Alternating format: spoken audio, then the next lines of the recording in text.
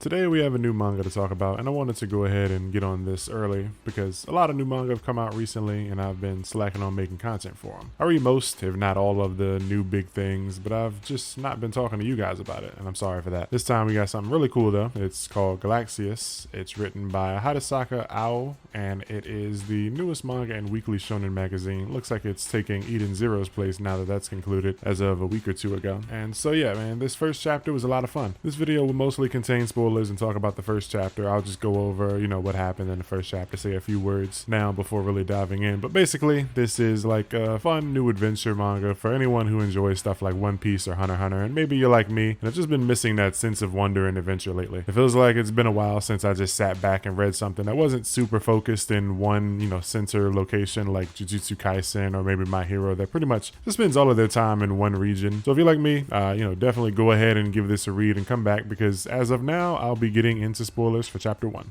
Okay, so chapter 1, we start off with an opening color page taking place on a ship, and the focus is on this guy character looking overboard, and he notices land and seems to be amazed by simple things. Like he says, oh boy, this ship sure is handy. So right away, you can see that maybe this character, maybe comes from some place that isn't super advanced, or maybe he's embarking on a journey for the first time, and where he's from, initially they just don't have things like boats, but he's reminded by a crew member of that ship that he hasn't paid his fare, to which he responds, fare? Like a carnival? Right away, this character gives us a bit to think about, and then we move on to the main colored double page spread, and we get lots of different colors here. We see the guy from the boat and another kid who would either be the main character or do the protagonist. It looks like he's made it to land at some port town. You can see waves crashing against the mountains and lots of destruction with the buildings and stuff behind them. So far, I like the designs of these two characters, even though they aren't, like, I'll say the most special. Nobody in Shonen, nobody here has this Shonen main character here, but I feel like I can already see the evolution of their designs as this series goes on, like in my head. Beyond the color pages, we finally get into the story, and we get our first named location, an island off the west coast of Laniakia Kingdom. I probably butchered the name. Is where we begin, and spoiler, we're introduced to our main character. Gio, the main character, runs past these people working in the fields, and they tell her that the mayor's gonna be pissed. She says she's sick of the boonies and is off to start her adventure. Of course, no great adventure can begin without someone first getting in your way. Gio is stopped cold in her tracks by her father, and right away, big things are being revealed to us. Her dad has a very large tail and flings a paralysis needle at her and then scoops her up with his tail. Gio says it's against the law to use dragon folk powers on regular people, and it's revealed to us that her dad is a centipede dragon,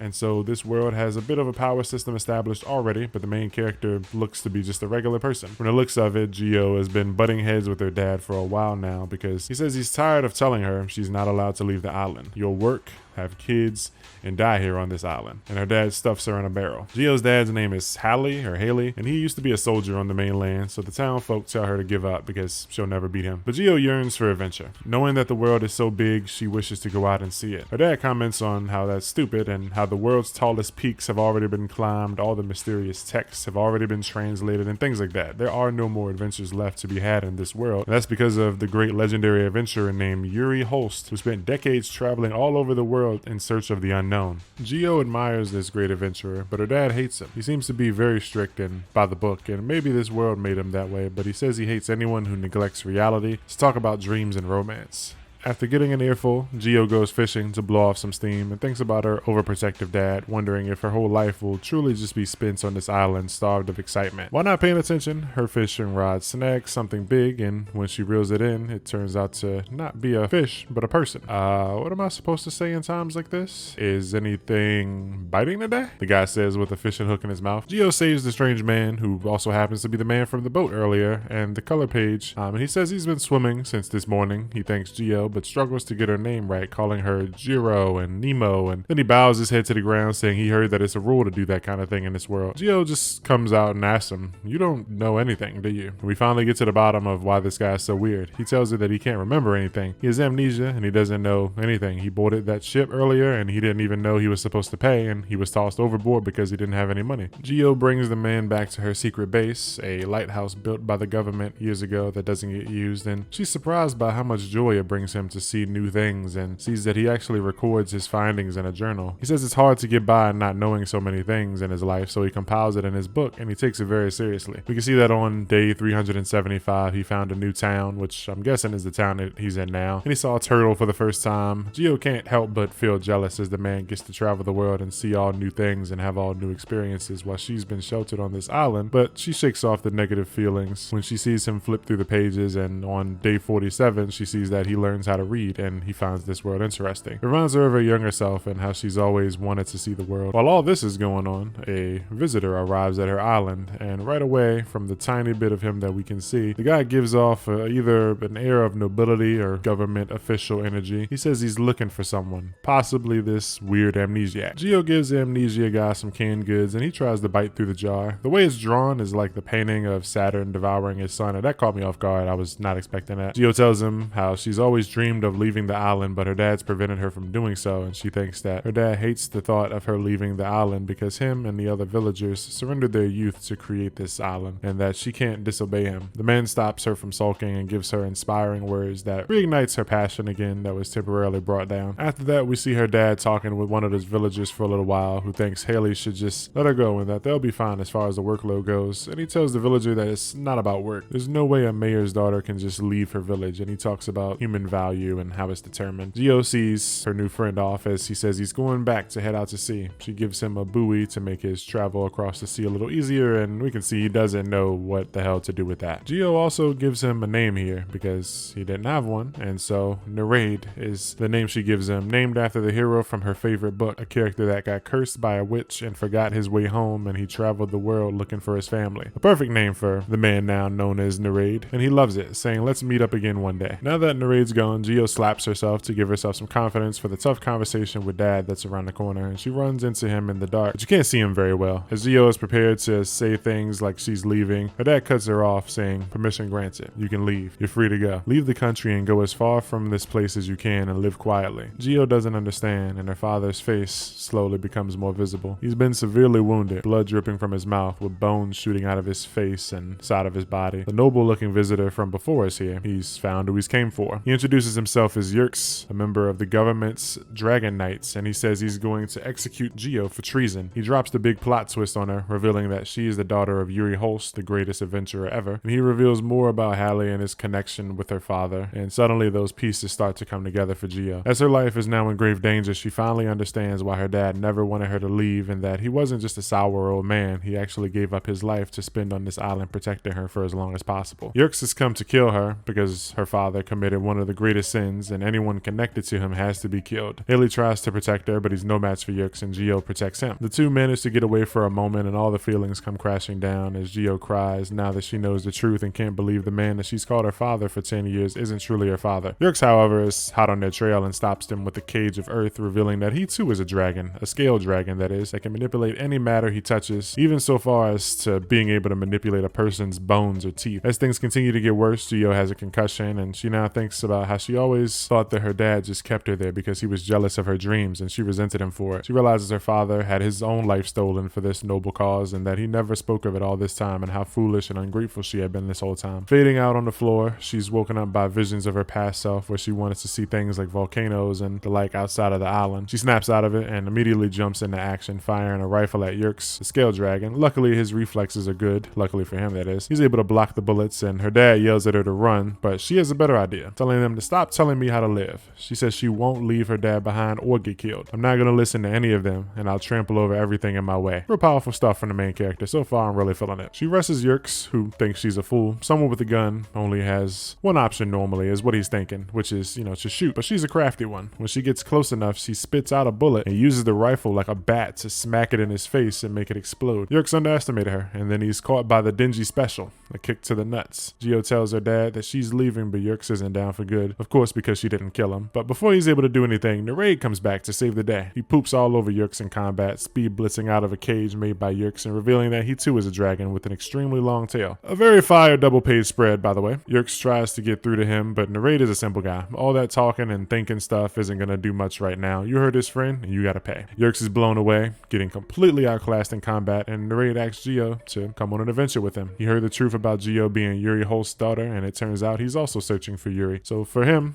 this works out perfectly. The two of them can be travel buddies, and Hallie agrees. He says that in the end, he wasn't fit to serve as a parent, and Gio punches her dad because that's not something that he gets to decide. Now Gio realizes how important her life and time spent on this island was and why she was never allowed to go. She vows to return one day because this is her home. So that was chapter 1 of Galaxias. So far, I don't have a clue about the significance behind the name, but I really enjoyed the chapter. The two main characters are a lot of fun, and the art is good enough. I won't say it's incredible, but it's nowhere near the worst I've ever seen. It's great. It's really good. I can tell the mangaka would definitely get better with time. Like I said, it's got a big One Piece, Hunter x Hunter vibe to it, and I've really just been needing something like this. Luckily, it's in Weekly Shonen magazine, so the fear of it getting axed isn't as strong, but I hope it sticks around and makes a big splash. Let me know what you thought about chapter 1. If you have any theories and you'd like to see me make more content about this series similar to my Ranger videos I've been making recently, just let me know down below in the comments. If you enjoyed this video, do the things, like, subscribe, and whatnot. Anyway, that's gonna be it for this video. Thanks for watching, guys.